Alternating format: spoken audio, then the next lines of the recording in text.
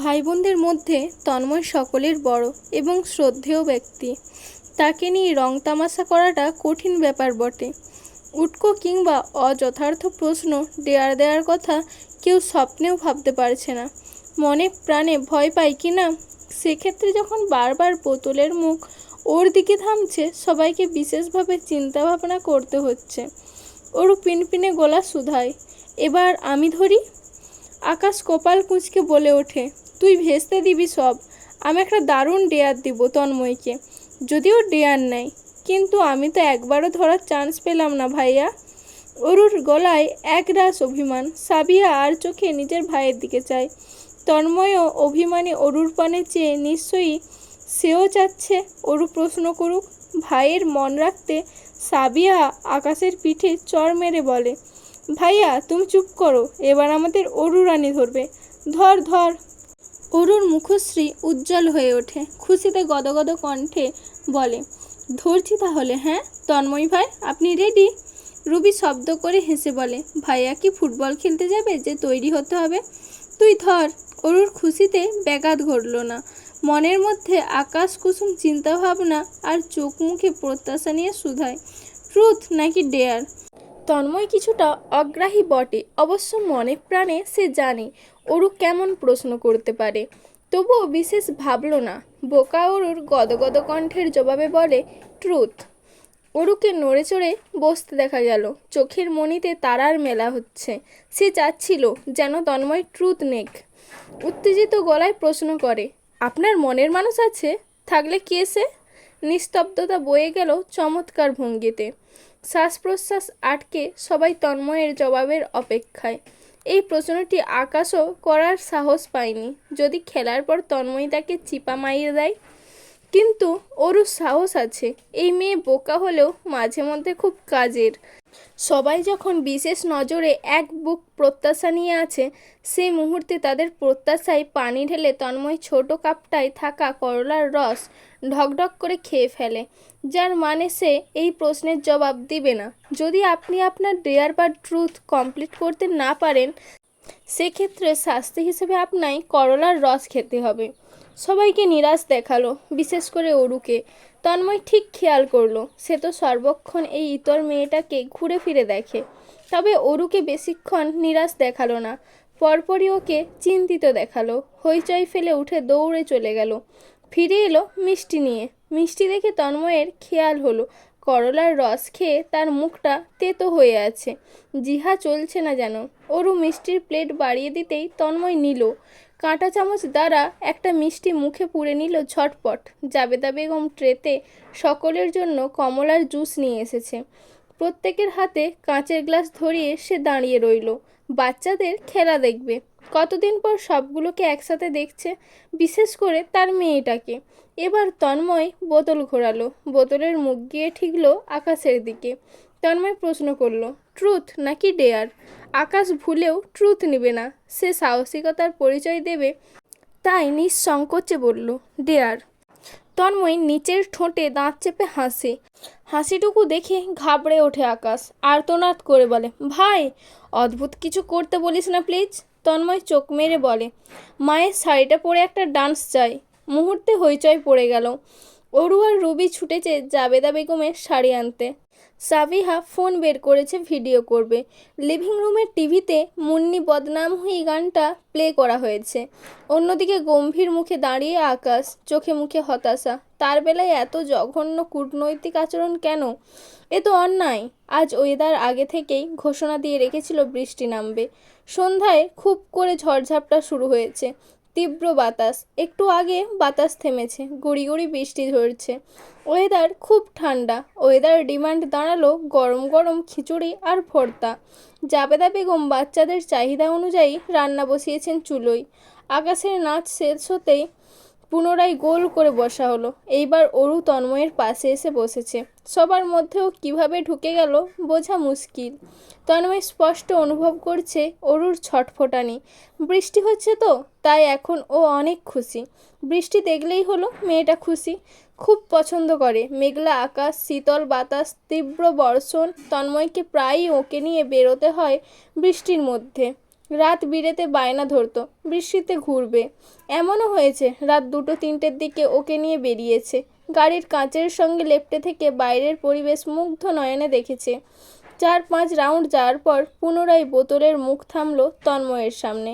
Ruby এই সুন্দর ওয়েদারে একটি রোমান্টিক গান শুনতে চাইছিল, তাই তন্ময়ের ডেয়ার নেওয়ার সে তার ইচ্ছেটা বলে ফেললো। সাবিহাও খুব করে রিকোয়েস্ট করলো, ভাইয়া প্লিজ একটা গান হয়ে যাক। অরুকে ভীষণভাবে আগ্রহী দেখালো। তন্ময় চুপ হয়ে আছে। ছোটবেলা থেকেই শুনে এসেছেন তার গানের গলা খুব ভালো। সে সুবাদে ক্লাসরুমে তাকে প্রায়শই দাঁড়িয়ে বই রিডিং পড়তে হতো, কিংবা পাঠ্য বইয়ের রচনা বলতে হতো। বন্ধু বান্ধবদের সামনেও কয়েকবার গান গাইতে হয়েছে। গিটার হাতে স্কুল কলেজে গানের প্রোগ্রামগুলোতেও গেয়েছে। তবে বড় হয়ে গান গাওয়াটা পাবলিকেলি তার ইতস্তত লাগে, আনইজি একটা ভাইব দেয়, তাই সচরাচর অ্যাভয়েড করে। তবে আজ গাওয়া যায়। দীর্ঘ নিঃশ্বাস ফেলে মাথা তোলায় সে। তৎক্ষণাৎ শান্ত হয় লিভিং রুম। উদ্দীপনায় ঘেরা সবাই। তন্ময়ের রাশভারী গম্ভীর স্বরে গানের টান পড়ল হুসকি শোনায়। খুবই সফট, আর বৃষ্টির শব্দের সঙ্গে শুনতে আলাদা ভালো লাগা। মাদকতা কাজ করছে। গান শুরু হতেই সাবিহা মুখ হাত চেপে মিটিমিটি হাসতে থাকে। তার মুগ্ধ নজর পাশাপাশি বসা অরু তন্ময়ের পানে। এই পৃথিবীর যত সুখ যত ভালোবাসা সবই যে তোমায় দেব, একটাই আশা, তুমি ভুলে যেও না আমাকে, আমি ভালোবাসি তোমাকে। এটিই ছিল তন্ময়ের গাওয়া গানটি। গভীর রাত, বৃষ্টি এখনো প্রখর গতিতে বইছে। ঝপঝপ শব্দ চারিপাশ থেকে। হুটহাট মেঘ ডাকছে শব্দ করে। তন্ময়ের সাথে ঘুমোতে এসেছে দীপ্ত, আকাশ আর অয়ন। তিনজনই ঘুমিয়ে পড়েছে। তন্ময়ও নিদ্রায় ছিল। উঠেছে মাত্রই ওয়াশরুমে যাবে বলে।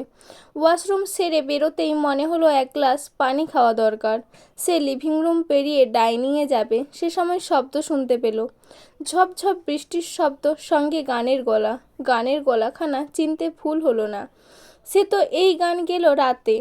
তন্ময় এগোয় তার মায়ের রুমের দিকে। দরজাটা চাপানো। বারবার বলেছিল দরজা লাগিয়ে ঘুমাতে। দরজাটা হালকা মেলতেই অরুকে দেখা গেল বারান্দায়, দরজা মেলে বারান্দায় বসে, দুহাঁটু ভাঁজ করে ফোনের স্পিকার কানে ধরা। সেখান থেকেই গানটা বাজছে, আমি ভালোবাসি তোমাকে। লাইনটার সঙ্গে অরুও বিড়বিড় করে গাইছে। তন্ময় থমকে দাঁড়িয়ে রইল। পলক পড়ল না দীর্ঘক্ষণ। বুকের ভেতর আর্তনাদ, মস্তিষ্ক অচলায়তন যেন। কেন এত সীমারেখা রয়েছে? বয়সের ব্যবধান, সম্পর্কের দ্বিধা, কেন এত বিষাক্ত রূপ দাঁড়িয়ে? সে চাইলেও পারছে না জড়িয়ে ধরতে, দীর্ঘ সময় লাগিয়ে ওই মিষ্টি মুখখানা দেখতে।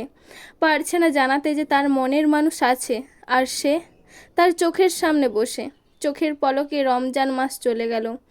আজ চাঁদ রাত। এ রাতে কত আনন্দ হয় শাহজাহান বাড়িতে, তবে আজ কেমন স্তব্ধতা। নির্জনতায় ঘেরা চারিপাশ। মোস্তফা সাহেব বসে সোফায়, হাতে চায়ের কাপ, দৃষ্টি ফ্লোরে। সকাল থেকেই মনমরা হয়ে আছেন। দুই ভাই সামান্য চেষ্টা করেছে তার মন মেজাজ ফুরফুরে করার, তবে ব্যর্থ। এই দিন সকালে ছেলে নিয়ে মোস্তফা সাহেব গাড়ি ভর্তি শপিং করেন। ভাই ছেলে মিলে একই রকম পাজামা পাঞ্জাবি কিনে আনেন। সেগুলো ঈদের দিন সকালে পরে নামাজে যান, অথচ এবার তিনি তেমন কিছুই করছেন না। চুপচাপ বসে। সন্ধ্যার পর পর এমন সময় বাড়িতে আকাশ ঢুকলো। হাতে অনেকগুলো শপিং ব্যাগ। সেগুলো সোফার মধ্যখানের কাঁচের টি টেবিলে রাখলো। হইচই ফেলে সবাইকে ডাকছে। ছুটে এসেছে বাড়ির গুরুজনেরা, বাচ্চারা। আকাশ হেসে বলল, তন্ময় শপিং করেছে সবার জন্য। এই যে আমারটা আমি নিলাম, যার যার নাম লেখা আছে, নিয়ে নাও, আমি একটু ট্রায়াল দিয়ে আসি। নিজের ব্যাগটা নিয়ে আকাশ ওপরে উঠে গেল। মোস্তফা সাহেব গম্ভীর মুখে দাঁড়িয়ে। ব্যাগগুলোর দিকে তাকিয়ে তিনি অভিমান হলেন বটে। টাকা পয়সা নেই, নিজে চলতে পারে না, অথচ শপিং করে পাঠিয়েছে। মুখে এক বললেও মোস্তফা সাহেবের বিরস মুখমণ্ডলের চমৎকার পরিবর্তন এলো। তিনি সকলের শেষে নিজের ব্যাগটা নিলেন। সোফায় বসে ধীরে সুস্থে খুললেন। পাজামা পাঞ্জাবি কোটি সহ দিয়েছে ছেলেটা। বাপ চাচাদের একই ডিজাইনার পাজামা পাঞ্জাবি পাঠিয়েছে। দেখা গেল ছেলের কেনা পাজামা পাঞ্জাবি পেয়ে মোস্তফা সাহেবের মন মস্তিষ্ক সচল হলো। তিনি উৎসাহ নিয়ে ভাইদের সহ বাড়ির বাচ্চাদের নিয়ে শপিংয়ে বেরোলেন। বাচ্চারা তো রোজার মাস জুড়েই শপিং করে, তবুও তার থেকে আলাদাভাবে তো তার প্রাপ্য। আবার ছেলে আর ছেলের মায়ের জন্যও তো তার ঈদের শপিং পাঠাতে হবে। অনেক কাজ তার। বাড়িতে ঈদের সকালটা অন্যরকম হয়। নামাজ শেষ করে আসতেই তন্ময়ের উপর আক্রমণ হয় সালামির জন্য। তাই চাঁদ রাতেই টাকার অ্যামাউন্ট খামে ভরে তৈরি রাখতে হয়। এবার বাসা আলাদা, তবে সে জানে সকাল সকাল সব চলে আসবে। তাই শপিং করার পথেই টাকা উঠিয়ে এনেছে, সাথে কিছু খাম রাতেই ফিল আপ করে রাখবে, যাতে সকাল সকাল এরা চাইলেই দিয়ে দেওয়া যায়। চাঁদ উঠেছে ভীষণ দেরি করে। চাঁদ উঠতেই মসজিদে ঈদের শুভেচ্ছা জানান দিচ্ছে। একের পর এক কল আসছে ঈদ মোবারক জানাতে। অরুর একটা মেসেজ এলো রাত 8টায়, দুহাতে মেহেদি পড়েছে এমন একটি ছবি সহ নিচে লেখা ঈদ মোবারক। তন্ময় তখন জাবেদা বেগমকে মেহেদি দিয়ে দিচ্ছিল। এক হাতে মায়ের মেহেদি পড়া হাতের ছবি তুলে পাঠিয়ে সেও লিখে ঈদ মোবারক।